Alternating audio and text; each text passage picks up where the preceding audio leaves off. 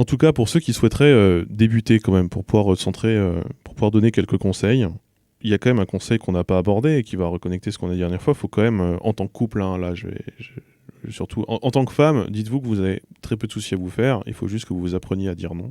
Mais vous aurez toujours les patrons de votre côté, quoi. Parce que c'est vous qui faites vivre le club. Hein.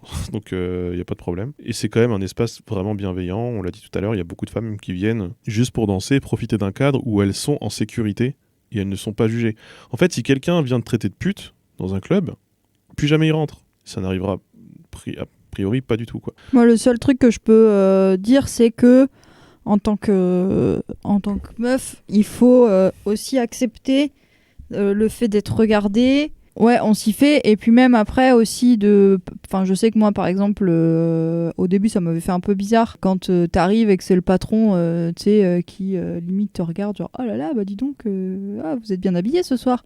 Donc au début, tu sais, tu peux te dire en mode genre, d'accord, j'aurais pu me passer de cette remarque. Mais en fait, quand tu y réfléchis, tu dis oui, bah, enfin, je veux dire, en même temps, c'est ses clients qui arrivent, bah voilà, il fait des commentaires sur comment ils sont habillés, et je pense voilà, faut juste se préparer aussi. Ils sont bienveillants, ouais. Voilà, c'est pas lui, c'est... il est bienveillant. Oui, il est très très bienveillant en plus. Puis bah, il y a aussi, c'est un peu codifié, je sais que par exemple à mon avis c'est pareil partout, les patrons de clubs libertins, ils font la bise. Ils font la bise. Et ils ne pratiquent pas le libertinage dans leur propre club. Bah non, parce qu'on mélange pas le travail et les clients. Pas les clients et la pratique, perso. En vrai, je pense que ça dépend. Là, je pense que dans la majorité, ils séparent le travail de leur pratique. Il y en a, ça les empêche pas. Et en tant que couple, il faut vraiment, vraiment en avoir beaucoup parlé, quoi. Oui. Typiquement, si jamais vous pensez que vous allez raviver la flamme là-bas, que ça va régler des problèmes, alors vous allez juste en fabriquer. Hein. En fait, il faut vraiment pas du tout voir... Enfin, pour moi, ça sert à rien d'aller en club libertin parce que vous avez des problèmes et que vous pensez que ça va améliorer le truc. C'est tu vas en club libertin parce que ça se passe bien et que du coup tu te dis bah ça va être un plus. Faut pas se servir de ça comme bouée de sauvetage. Genre nous, personnellement, ça nous est déjà arrivé où on y allait et en fait on n'était pas forcément dans un état ouf, que ce soit lui ou moi, parce que enfin voilà, ça nous arrive des fois sans dire des jours avec, des jours sans. Voilà, ou sans dire que c'est parce qu'on se prend la tête ou quoi, mais juste bah des fois il va se passer des choses qui vont faire que bah en fait bof, bah tout de suite on sent la soirée elle se passe pas de ouf. Enfin, ça sert à rien et c'est justement c'est plus risque de problème, ça risque de créer des problèmes alors que justement si t'es en mode bah non, nous tout va bien, on n'a pas de problème, juste on se dit bah pourquoi pas, ça peut que être du plus en fait. Alors que justement si c'est un peu en mode ouais mais du coup on baisait plus trop, alors du coup on s'est dit qu'on allait pimenter un peu. Alors ça dépend parce que si par exemple c'est un cas d'un couple, ça fait récemment qu'ils ont des enfants, ils arrivent plus à trouver de moments intimes, là mais c'est pas pareil. Voilà, là ils cherchent à la limite, ils cherchent pas. Voilà, là à la limite je pense que c'est la seule problématique qui ferait que ok c'est sain. Mais par contre, pour d'autres raisons, ouais, vaut mieux éviter, parce que ça a plus créé des problèmes que d'apporter des solutions. Et oui, on a créé des relations amicales en dehors du club. Oui, après il y a des gens que tu vas bouffer chez eux, voilà, t'en parles un peu. Mais par contre, on croise pas les cercles, quoi. On va pas mélanger le cercle libertin et le cercle de la vie de tous les jours, parce que il y a quand même un côté un peu secret, c'est un milieu à part. C'est des amitiés à part, c'est un cercle à part, il y a quand même une division à avoir aussi, parce qu'il y a des gens, voilà, il y a des gens qui assument très facilement leur identité libertine. Il y a des gens qui assument leur identité libertine et leur identité sexuelle et les pratiques sexuelles qu'ils font, qui assument ça. Il y a des gens qui n'assument ni l'un ni l'autre. Il y a de tout. Et donc du coup, il faut que ce soit malgré tout sécurisant pour tout le monde. Et donc il y a des cercles quand même à obtenir et à garder et à garder bien divisés. C'est normal, c'est quand même un peu secret comme milieu. Tu croises des gens, c'est arrivé, on connaît des gens qui ont croisé des gens qu'ils connaissaient, ils se font un clin d'œil, ils savent qu'ils se sont vus, personne ne va dire « Ah, j'ai vu machin, un truc ». Parce que ça, ils en parleront à d'autres gens du milieu libertin, ils en parleront pas en dehors, ils vont pas en parler à sa daronne ou à j'en sais rien. La pratique à la maison est à éviter. Alors, beaucoup de gens pratiquent aussi à la maison. Nous, on a décidé que ce serait jamais le cas. Notre lit conjugal, c'est notre lit conjugal, quoi. On ne veut pas forcément tout mélanger non plus, quoi. Inviter des gens chez soi, c'est quand même un cadre... C'est pas un terrain neutre, quoi. Mais après, déjà, nous, on est dans un contexte un peu particulier parce que, vu que, pour l'instant, clairement, nous, on y va surtout pour trouver des gens avec qui discuter, pour pouvoir voir un peu, voilà, de nouvelles choses, un peu des nouvelles pratiques ou quoi. Donc, nous, les amitiés qu'on va se créer, par contre, pareil, nous, on n'est pas. Si jamais on devait faire des choses avec d'autres gens ou je ne sais quoi, c'est des choses dont justement faut que vous en discutiez aussi avec vos partenaires. À savoir, est-ce que nous, je sais que on cherche pas du tout, par contre, à créer des liens dans la durée avec d'autres gens avec qui on ferait des choses. On cherche pas des amants réguliers ou Voilà. des couples avec échanger régulièrement. Parce que nous, c'est pas. Moi, je trouve à titre personnel et pour avoir beaucoup lu, ça peut vraiment être une boîte de Pandore où même en ayant parlé avec des gens qui sont libertins depuis 20 ans, ils ont pu se faire attraper dans un truc où tu commences à tisser des liens émotionnels un peu trop forts, il commence à y avoir des asymétries qui se créent et c'est plus deux couples qui échangent, ça devient soit un trouble, soit deux couples qui se reconfigurent différemment, ça peut quand même être les problèmes, moi je trouve. Puis après, c'est quand même aussi par rapport à notre vision de notre couple. Nous, on cherche pas à avoir des amants. Puis en plus, vu que lui, il est demisexuel, c'est encore plus compliqué. Je pense pour ça.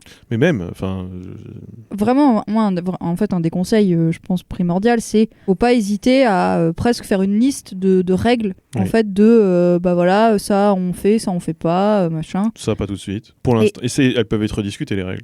Et nous, par exemple, c'est un peu une sorte de règle qu'on a de dire, si jamais, pour une raison X ou Y, on aurait besoin de faire appel à des personnes tierces, pas plus de 2 ou 3 fois avec la même personne.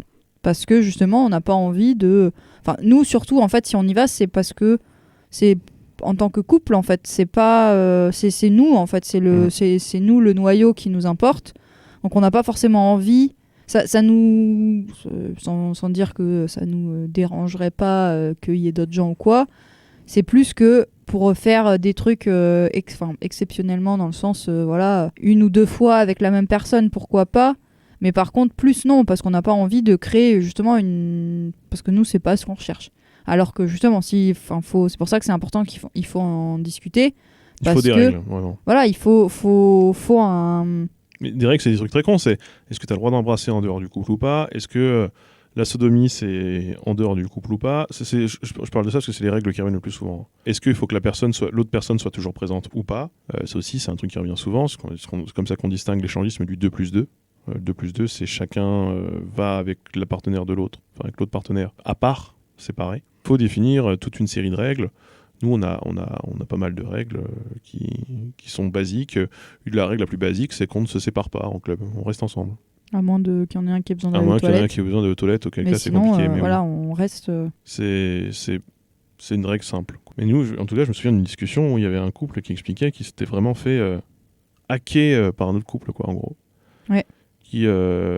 L'autre, il finissait par vouloir voir la femme en scred et essayer un peu de casser leur couple pour essayer de recréer une dynamique où ça devenait un quadruple ou un trouble avec des notions de consentement. Ils étaient tellement fusionnels que c'était devenu très étrange et en même temps ils ont vraiment eu l'impression de s'être fait manger le cerveau, quoi. Et ils ont mis un peu de temps pour s'en remettre. Donc c'est quand même...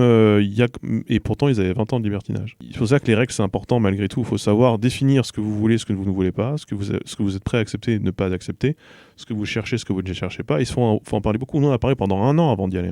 Ce contexte de découverte, c'est pas du limit testing qui peut être angoissant. En particulier, la crainte d'émousser la relation de couple. Alors, la plupart des gens, quand même, disent, même si ça s'est mal passé ou pas passé comme on voudrait, ça nous a quand même rapprochés. Parce que, qu'est-ce qui se passe ? Au pire, si jamais tu fais une pratique qui ne te parle pas, qui ne te correspond pas, t'en discutes. Après, le problème, c'est que c'est quand même vachement biais du survivant, parce que tu peux discuter qu'avec des gens qui, du coup, ils sont revenus. Oui, mais ce que je veux dire, c'est que... Oui, mais c'est qu'il fallait pas y aller à la base, c'est que t'étais pas assez solide, et c'est qu'il faut pas non plus griller les étapes, quoi. Si la première fois que tu vas en club, tu pars sur une orgie, bon, que t'aimes pas que ta meuf, tu vois ta meuf, t'aimes pas que les gens regardent ta meuf, t'aimes pas voir ta meuf faire des trucs avec un autre, t'aimes pas faire toi des choses avec quelqu'un d'autre, et en plus tu t'es fait chier ou tu t'es senti mise à l'écart, là il y a 4 cas, au moins il y a 4 règles fondamentales qui n'ont pas été discutées, quoi, pour moi. Donc ce n'est jamais ça la porte d'entrée. Pour moi, la porte d'entrée, c'est de toute façon, la première fois, c'est tu y vas pour rien faire. C'est pour ça que c'est important, en fait, de bien codifier le truc et de beaucoup en parler, parce que même si vraiment le truc, c'est de tester des limites, Dans ces cas-là, il faut en discuter au préalable, de dire alors ok, donc du coup, je pense aussi juste d'avoir un safe word et tout, si jamais vraiment il y a la situation qui convient pas à l'un des deux. Parce que justement, il faut aussi parler de l'éventualité que ça se passe mal pour l'un des deux. Il faut savoir aussi comment faudra réagir à ce moment-là, parce que si jamais, voilà, imaginons même nous, on dit bon allez là, on est chaud pour tenter un truc, qu'on le fait et que sur le moment en fait, c'est pour un des deux, ça va pas. Il faut pouvoir se sortir de la situation sans qu'il y ait l'autre derrière qui soit en mode ouais mais du coup t'as cassé le truc, moi j'étais bien, nanana, enfin pour dire qu'on se casse ou juste pour dire stop là ça me convient pas. Nous c'est ce qu'on s'est dit, c'est un truc qu'on s'est dit d'ailleurs, s'il y en a l'un des deux qui veut partir, il n'a pas besoin de fournir de motif. Oui. Et quoi qu'il arrive, on comprend et on y va. Et vaut mieux, je sais qu'à un moment toi t'avais culpabilisé parce que tu te sentais pas forcément à l'aise. Il était rentré, tu t'en voulais, et je t'ai dit mais non, tu voulais qu'on parte, enfin t'étais pas à l'aise, on s'en va, enfin évidemment, enfin c'est quoi pour moi l'intérêt à long terme de te forcer la main, de te dire t'es pas à l'aise, reste quand même. Il y a aucun intérêt pour moi. Si tu te sens pas bien, ça va pas être un cadre sécurisant pour toi, ça va pas être une bonne expérience, ça va être une bonne expérience pour personne, de toute façon. Pourquoi les règles de la sodomie différentes de la pénétration vaginale ? Alors, c'est un truc qu'on croise beaucoup. C'est beaucoup de gens qui disent bah non, la sodomie c'est que dans le couple. C'est pas moi qui fais les règles de la plupart des couples, mais pour beaucoup de couples, en tout cas, c'est une règle qui s'impose, ou qui est imposée, ou qui est définie. C'est comme pourquoi certains couples ils acceptent de faire des préliminaires avec d'autres alors que d'autres non. Enfin, c'est vraiment de la préférence personnelle. Après, ça dépend des couples parce que pour nous, le bisou, en fait, c'est vraiment le truc qu'on se réserve que pour nous. Donc du coup, c'est aussi pour ça qu'on n'a pas envie de. Enfin, c'est hyper intime, quoi. Donc après, ça va dépendre de. Voilà, voilà, la vision qu'on a de l'intime est très personnelle. C'est pas meilleur moyen de le formuler. Donc c'est pour ça qu'il faut en parler. Enfin, de toute façon, là, comme on disait la dernière fois, la communication, pour tout dans un couple, c'est hyper important parce que à partir du moment où tu es avec une autre personne, la personne n'est pas dans ta tête, tu n'es pas dans la tête de la personne. Donc il faut forcément que vous discutiez pour savoir, ok, donc ça, est-ce que tu te sens, est-ce que ça moins. Faut vraiment discuter et se poser. Faut pas avoir peur en fait de se poser des limites. Même juste, tu sais, tu discutes et tu dis ok alors au pire on se met comme limite que si jamais comme règle que si jamais là à tel moment en fait j'ai envie de faire ça qu'on en parle, de pas le faire parce que tu peux aussi te dire on s'autorise rien, mais par contre dans cette règle là si par exemple là j'ai un truc qui me pète et je dis putain en fait j'ai envie de tester ça, ok mais il faut en parler avant. Pisse-moi dessus maintenant. Il faut d'abord on va discuter, est-ce que j'ai envie de faire pipi? Pas de king shaming. Non, alors moi je on est juge souvent, pas les gens qui font on est des souvent sollicité par un couple qui est très là-dedans. Bon, alors elle a déjà dit non. Alors autant la scatophilie, ça n'a pas vraiment du tout mon truc. Autant moi les jeux de pipi, ça. C'est où après. Moi c'est Osef. Il y a des gens, vous savez, il y a des gens des fois ils disent bon allez pourquoi pas, puis ils essayent. On en a connu plein, des gens qui ont un peu tout essayé avant de trouver ce qui leur plaisait vraiment. Oui. Vous conseillez un contrat écrit ? Le contrat écrit de toute façon il a, comme c'est dit, pas besoin d'un notaire nécessairement. Mais par contre, tu pourras toujours revenir aux règles en disant attends, on va quand même fixer les règles, elles sont là. Donc, mais bon, c'est plus parce que c'est sécurisant et que ça aide à la confiance, quoi. Mais en vrai, nous on n'en a pas de contrat écrit, mais on n'a pas de contrat écrit, mais ça, pour moi, c'est dans un couple. En fait, il y a toujours une notion de contrat. il y a toujours une notion de règle aussi, ouais. Parce que, alors certes, c'est sûr que pour beaucoup, le couple, dans l'inconscient collectif, c'est quelque chose de monogame, exclusif et tout. Mais ça dépend des couples, donc c'est pour ça que c'est important d'en discuter avec ton partenaire, de savoir ok ça est-ce qu'on est plutôt pour ou est-ce qu'on est plutôt bof quoi. Oui, alors les polis sans problème, nous dit Gorkam, on existe aussi, je trouve un peu blessant que ta pensée poli, engagement relationnel égale drama et problème perso. Perso, je suis en poli depuis bientôt 10 ans, on a eu plusieurs fois des ajouts et des retraits dans la dynamique et on le vit bien, genre je bosse tous les jours avec un ex, je suis parfaitement d'accord que c'est une dynamique différente et que ça peut tout à fait ne pas être ce que vous recherchez, mais ça peut marcher, c'est pas forcément du drama. Ça l'est, désolé d'insister sur ce point, ça l'est s'il y a mensonge dans les termes du contrat, désolé. Si tu penses, t'es un couple libertin qui cherche un autre couple libertin qui est changé, et qu'en fait, cet autre couple est un couple qui vise une relation polyamoureuse avec toi, et que toi, ce n'est pas ton objectif, et qu'à la fin de ce qu'ils disaient, c'était un peu fait manger le cerveau, et c'était un peu retrouvé dans une dynamique qui ne leur correspondait pas, évidemment, toi, ça te met en péril dans ton propre couple et vis-à-vis de ce que toi, tu cherches en tant qu'entité. Et là, il y a problème de consentement, il y a mensonge sur la marchandise, quoi. Donc, malgré tout, je pense quand même que c'est... si c'est à mon commentaire que tu fais référence, désolé, j'insiste un peu, parce que je trouve que ça n'a fondamentalement pas grand-chose à voir avec ta situation, celle qu'en tout cas tu as l'air d'expliquer, quoi. Je pense que ce sont deux choses différentes. Donc Mythe 33 insiste beaucoup sur ce point, donc on va quand même le relever. Le purement sexuel est un leurre, la sexualité finit toujours par avoir des implications sociales et psychologiques. Mais comme on l'a déjà dit, le milieu libertin est de toute façon un milieu social. De toute façon. Donc oui, mais pour éviter de t'exposer à un moment où ça rentrerait dans une zone un peu grise, on préfère compartimenter, quoi. Il y a quelqu'un qui demande si ça existe d'autres cadres, puisqu'ils n'aiment pas les clubs. Je sais pas trop. En étant après, c'est les soirées privées, je pense. Mais soirées privées, avec qui, comment Parce que du coup, les soirées privées, tu invites les gens que tu veux et tu fais ça à ta sauce, quoi. Ouais. Est-ce que dans les clubs, vous trouvez une idée d'esthétique de la relation, comme si la pratique du club permettait d'affiner les expériences relationnelles ? Comme un club de sport permet d'affiner cette pratique sportive, en gros ? Bah alors, c'est quoi ? Genre, on est plus efficace Non, mais par contre, ça donne matière à réfléchir, ça donne matière à discuter. Et ça, c'est toujours très intéressant, malgré tout. Et ça, même si jamais on ne fait rien, ça te met quand même dans une ambiance et dans un climat où ça facilite quand même pas mal les choses. Puis après, c'est aussi une question de contexte, notamment les coins un peu BDSM et tout. C'est sûr que, à moins que tu t'appelles Christian Grey, t'as pas forcément une croix de Saint-André dans ton salon, quoi. Donc ça, c'est l'endroit où tu peux en trouver facilement. Et... Quoique c'est pas dur à faire, c'est 2 bouts de bois en vrai quand tu y penses. Hein.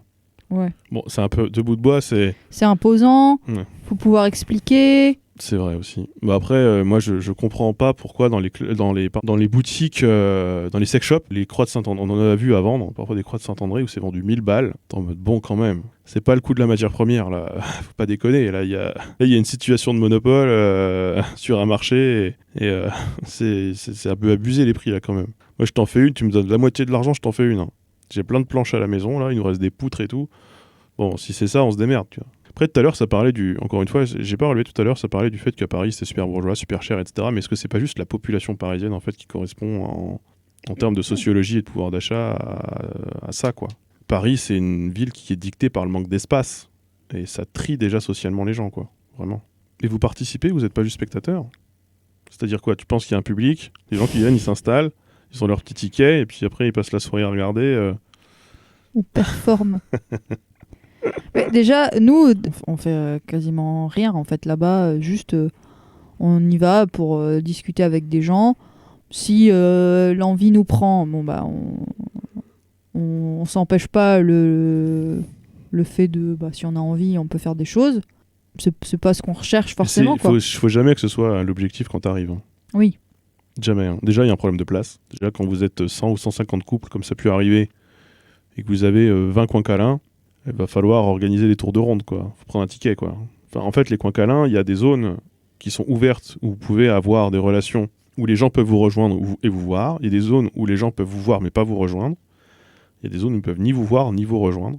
Et c'est en fonction des disponibilités de ce que vous voulez, quoi. Et oui, les protections sont fournies par le club. Partout. Les protections, les lubrifiants pour nettoyer, tout ça.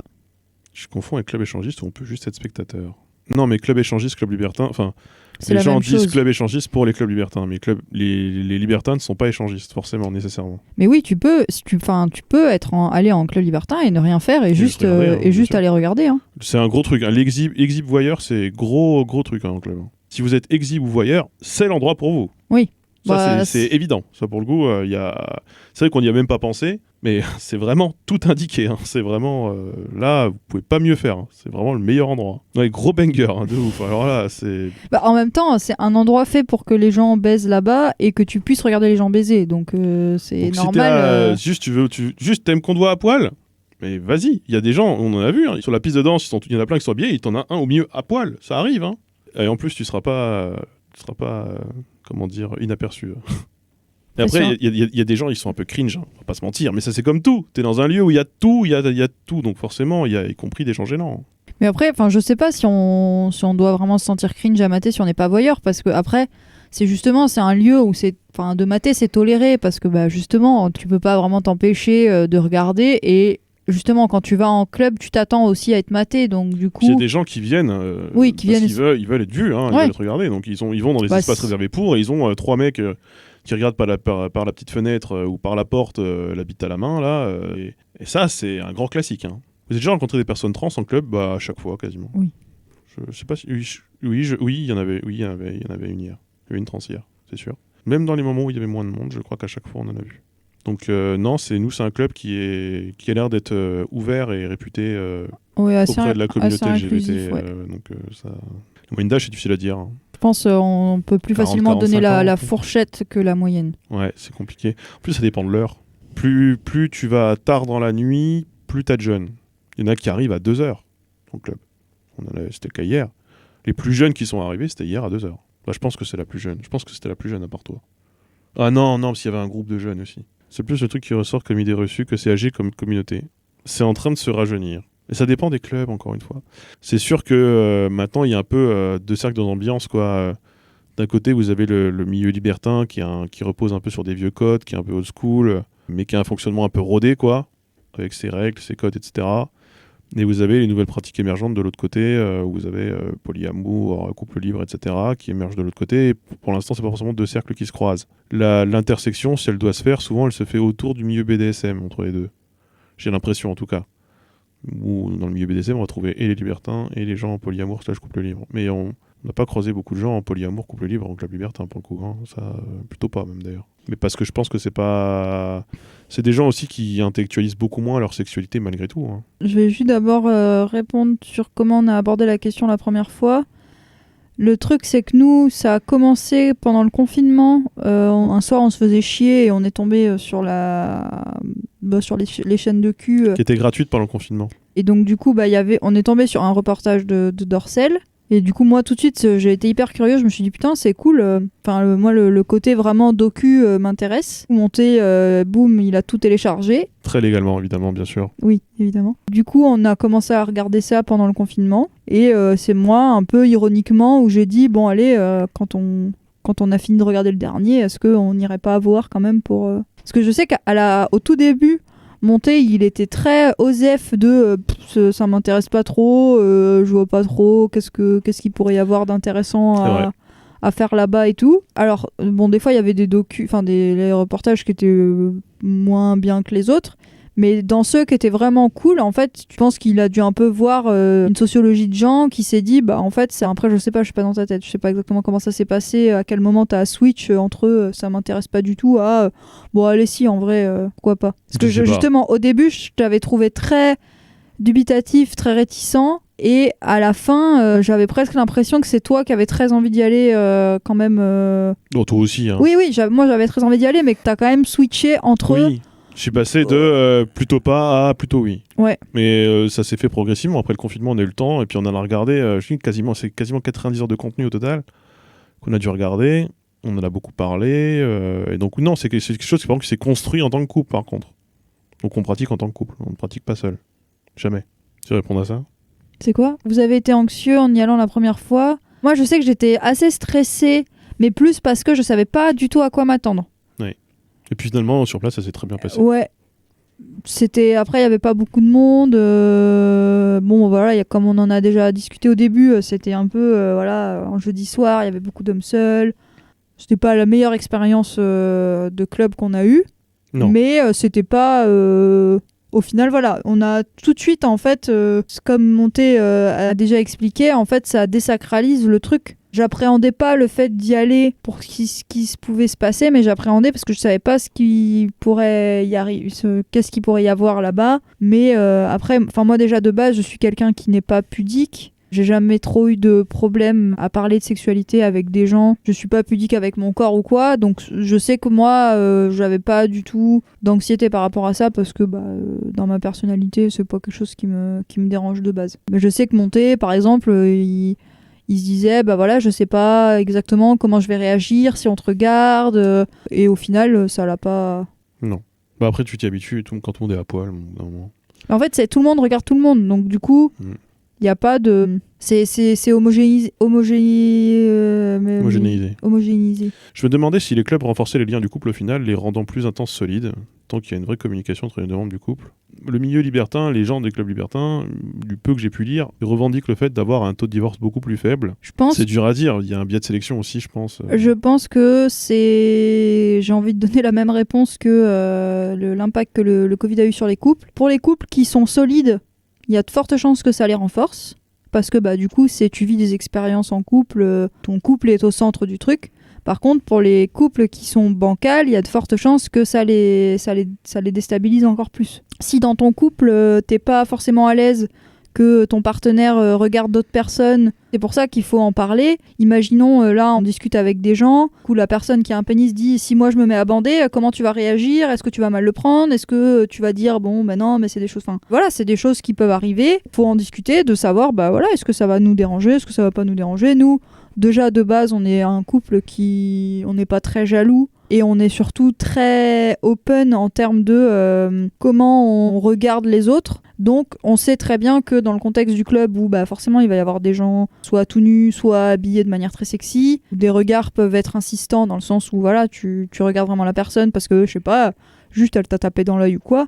Nous, c'est des choses où déjà on est à l'aise avec ça. Mais moi, je trouve que ça met pas grand-chose en danger. Hein, évidemment que si je te trouve belle, d'autres gens te trouveront belle et attirante. C'est bien sûr. Oui, mais là, je pense que le problème, c'est plus, pour beaucoup, c'est plus de savoir que toi, tu pourrais trouver d'autres personnes belles et attirantes. Oui, enfin bon, au bout d'un moment, c'est normal aussi. Oui. Là, il y a...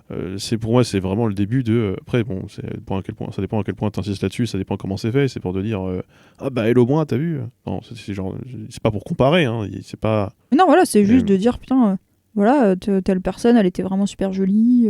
Puis même, pas forcément que les meufs, hein, ça peut être des mecs aussi. Oui, je t'ai posé la question hier concernant un mec. Tu m'as dit que tu le trouvais pas terrible. Le mec qui est venu te demander de danser. Ah, oui, non. J'en sais rien, moi, je me rends pas compte. Ça, qu'est-ce que tu peux répondre là-dessus ? Vous êtes transparent sur absolument tous vos fantasmes. J'ai envie de dire que oui.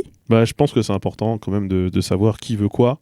Et qu'est-ce qui peut correspondre à l'autre, aux envies de l'autre. Sinon, si tu vas avec des attentes totalement différentes, où tu vas avec le petit espoir dans ta tête que peut-être, sur un malentendu, ce dont tu n'as pas osé parler puisse se réaliser. Non, je pense que le premier travail, avant d'aller en club, c'est déjà d'être au clair dans sa relation sur qui veut quoi et qui est prêt à faire quoi et ou pas. C'est la première étape.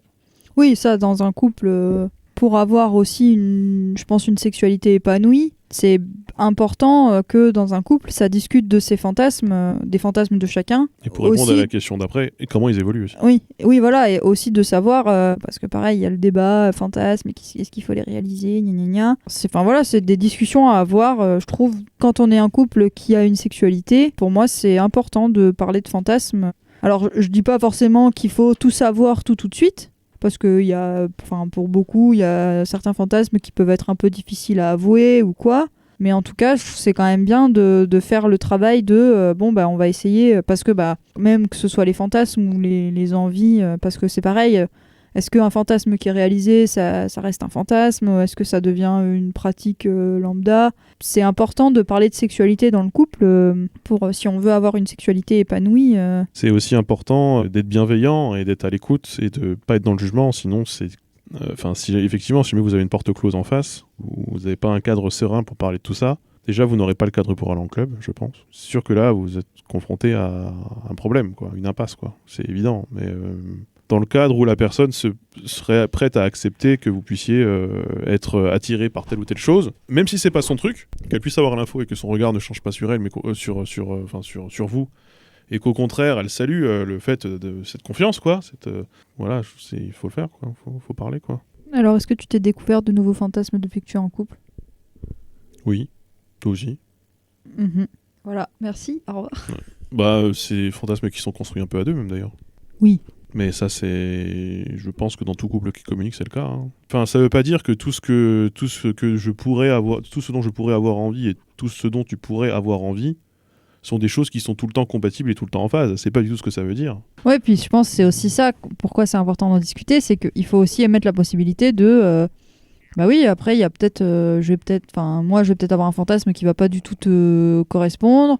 Bah, comment on peut, ou inversement, comment on peut... Comment marchande? Non, pas comment marchander, mais du coup, comment tu le vis le truc, quoi. Est-ce que du coup, c'est... Bah du coup, j'ai dit ça, mais toi, t'es pas du tout chaud, donc est-ce que c'est on met ça sous le tapis? Est-ce que du coup, ouais, on essaye de voir un peu chacun fait son petit bout de chemin pour que on se rejoigne un peu au milieu. Faut en parler sereinement en étant dans un état de confiance et de Oui. sécurité, quoi. Oui, et puis il y a aussi une hiérarchie, il y a des choses que tu as plus envie de faire que d'autres, il y a des choses plus anecdotiques, il y a des choses qui sont OSEF, puis bon, moi, pourquoi pas, si toi ça te fait plaisir. La question du prix, nous, c'est l'intégralité de notre budget loisir mensuel. Parce que c'est vrai qu'on fait pas grand-chose d'autre. Enfin, après, si, on fait d'autres choses. C'est Dorian qui disait ça, mais on aime bien traîner, on aime bien se balader entre potes, faire des petites sorties, des trucs comme ça, juste aller se balader ou quoi. C'est pas des choses qui coûtent très cher. Ça peut faire beaucoup selon... Parce qu'après aussi, nous, on est des gens qui ne buvons pas forcément beaucoup d'alcool. On n'en boit pas, c'est vrai. Quasiment pas. Donc déjà, ça fait que nous, souvent, les 6 € de consommation offerte, en fait, on les dépasse pas. Que tu prends 2 softs, tu dépasses pas ça. Donc, On tu dépasse, vois, pour l'instant, je crois qu'on n'a jamais dépassé 10% du prix de l'entrée. franchement, si on dépense 60 €, c'est le magique, max, quoi. C'est magique. Hein. Ça fait 30 € par personne. Donc, au final... C'est un bon resto ou c'est un resto plus cinéma? Ouais. Bah non, mais ça se calcule. Et puis nous, encore une fois, c'est l'intégralité de notre budget loisir, quoi. Oui. On va pas au cinéma à côté, on va pas au bar, quasiment jamais au bar. On va pas en vacances. On va pas en vacances.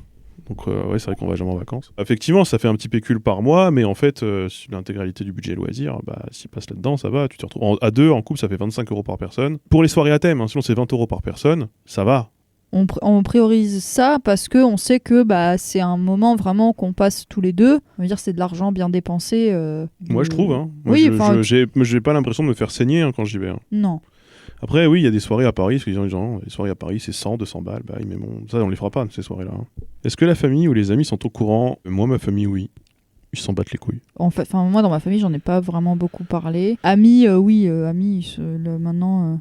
Il y en a quand même beaucoup qui sont mais au en fait, courant. Mais les gens, en fait, ils s'imaginent tellement de choses par rapport à ce qu'on fait vraiment que... Surtout les gens, ils en ont un peu rien à foutre aussi. Ouais, ils en ont un peu rien à foutre. Ce qui est normal, parce que après tout, en tout cas pour ceux qui sont pas, que ça les intéresse pas et qui sont pas concernés. Et il y en a quand même pas mal qui s'imaginent tout un tas de choses de ce que tu pourrais faire, alors qu'en fait, la plupart du temps, tu y vas juste pour boire un coup et discuter avec des gens, quoi. C'est vraiment... c'est quand même ça, la norme, quoi. La base. Hein. Les gens vraiment qui sont sûrs de concrétiser, c'est des gens souvent qui se sont donné rendez-vous avec d'autres à tel endroit, sachant avec déjà une feuille de route. Quel intérêt d'aller dans un club juste pour faire 5 minutes de missionnaire avec une meuf que tu reverras pas? En termes de minutes sur une soirée qui peut durer 5 heures, ça représente quand même rarement la majorité de l'intérêt, enfin du temps, quoi. Le rapport. Hier, littéralement, on s'est posé pour discuter, t'as été aux toilettes, le couple qui venait de rentrer à côté de nous a commencé, t'es sorti, ils ont fini 1 minute plus tard. Voilà, ils étaient très contents, ils avaient l'air très satisfaits, ça a duré moins de 5 minutes. Elle a fait beaucoup de bruit en plus. Elle a fait beaucoup de bruit, ça a duré moins de 5 minutes. Sur l'intégralité de leur soirée, c'est combien de pourcentage du temps de la soirée? C'est rien. Après, tu peux le refaire plusieurs fois aussi. Oui, bien sûr. Non, mais ce que je veux dire, c'est que le rapport, pour moi, il faut pas le voir comme la finalité. Non. Et beaucoup de gens, ils se disent, mais attends, si t'as pas cette finalité d'avoir un rapport avec échangisme, du coup, c'est pourquoi t'y vas. Mais en fait, c'est de toute façon, c'est la minorité du temps que tu passes à faire ça. Si tu le fais, d'ailleurs. Encore une fois, on cherche avant tout, en fait, à pouvoir discuter avec des gens qu'on va trouver intéressants, dans le sens où c'est pas des gens avec qui tu vas pouvoir discuter de sexualité tous les jours et qui vont avoir une pratique qui est différente de ce que tu peux voir d'habitude, quoi. Si jamais on avait des adresses ou des informations à prendre sur des gens, bah, ce serait parce que justement on a bien aimé discuter avec, comme ça nous est déjà arrivé. Enfin voilà quoi, c'est avant tout parce que bah, c'est la pratique sociale, quoi. Oui. Danser un slow avec sa compagne pour des préliminaires, je trouve ça top. Ouais, c'est pas trop l'ambiance des slow. J'ai fréquenté des clubs en célibataire au Déclics dans le 35. Meilleure rencontre de ma vie. J'ai passé une soirée avec un couple, on buvait, discutait évidemment. On est passé des choses plus intimes. Nous on y allait une fois, je sais pas si on y retournera. J'ai oublié mes boucles d'oreilles là-bas en plus. T'as oublié tes boucles d'oreilles de mariage. Baston qui dit cherche un club sur Fougères, le seul qui avait à fermer. Oui, alors si t'es de Fougères et que tu voulais un club sur Fougères, désolé, si jamais tu sais que je suis de Fougères et tu regardes où je pourrais aller, tu t'y prends mal. Nous, de toute façon, on fait des bornes exprès, de toute façon, pour ne pas tomber sur la coiffeuse ou le notaire ou j'en sais rien. Et ce que beaucoup de gens font, c'est-à-dire que les clubs où ils vont, les clubs où ils préfèrent aller, sont souvent des clubs qui peuvent être, ce qu'on disait tout au début, assez loin de chez eux. Il y a des gens, ils font 2-3 heures de route pour aller en club, pour ne pas tomber sur des gens qu'ils connaissent dans la vie de tous les jours. On en avait parlé avec un gars comme ça qui avait rencontré des clients à lui, là, qui était architecte, il avait rencontré des clients à lui en club. Et que ça avait été un peu chelou. Parce que t'as pas forcément envie de tomber quand t'es commerçant, que t'as un boulot social, une utilité sociale. Mais même moi, je suis vendeuse à temps partiel au cache-cache de Fougères. J'ai certainement pas envie de me retrouver avec toutes mes putains de clientes, vu qu'on a quand même beaucoup de petites vieilles. Donc nous, on fait de la route. Hein. Oui. On fait de la route pour y aller, on fait de la route pour revenir. Paye ta dette carbone, étant donné que c'est une des rares fois où on prend la voiture. Oui. Non. Non. Puis on va pas en vacances, hein. Encore une fois, il n'y a pas 15 000 clubs, 150 000 clubs.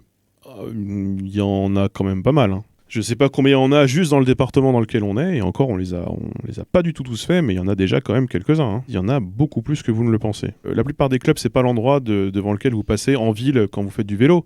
La plupart des clubs, ils sont planqués dans des hangars à 5-10 km d'une bretelle d'autoroute, où personne ne sort jamais, normalement. Et c'est pour ça que d'ailleurs, quand tu vois les gens sortir à cet endroit-là, tu dis, tiens, lui, je sais où il va. À tout à l'heure, et c'est vrai, ou dans des endroits, dans des hameaux perdus, et vous avez là un complexe, vous avez vraiment une porte en métal, un mur qui ne dit rien, c'est pas écrit dessus, et vous vous pointez devant, la porte s'ouvre, vous rentrez, et en fait tout est caché derrière. C'est quand même beaucoup ça aussi l'ambiance des clubs. C'est vraiment, ça ne se voit pas de l'extérieur pour beaucoup, ce sont des clubs libertins. Et ils sont vraiment dans des endroits où de toute façon nécessairement tu vas en voiture, quoi qu'il arrive. Notamment parce qu'il y a beaucoup de gens aussi qui viennent en camping-car et qui dorment sur place. Dans des camping-cars, dans des parkings privés. Sur un parking du coup qui ferme. Mais oui, effectivement, c'est pas quelque chose que tu vois. Et d'ailleurs, ils ne sont pour beaucoup pas du tout tous trouvables sur Google. Hein. Si vous tapez Google Club Libertin, il y en a plein qui sortent, il y en a plein qui ne sortiront pas parce qu'en fait, ils sont un peu plus cachés. La première fois nous qu'on y allait, on se dit putain, mais c'est là et tout. On a vu la porte s'ouvrir. Ça faisait un peu bizarre, mais après, c'est parce qu'en fait, c'est le côté discrétion, quoi. Les gens qui veulent se cacher, qui n'ont pas envie qu'on sache qu'ils sont là, la dernière chose qu'ils ont envie, c'est de se garer devant un club libertin où on sait que c'est un club libertin, c'est une rue passante et on peut voir la plaque. Bon, moi, on vous laisse. En vous souhaitant la bonne soirée malgré tout. Bonne soirée, bonne nuit. Passez. Bonne baise, évidemment. N'oubliez pas de discuter fantasme avec vos partenaires. Et masturbez-vous bien. Et voilà. C'est très important la masturbation pour la bonne santé.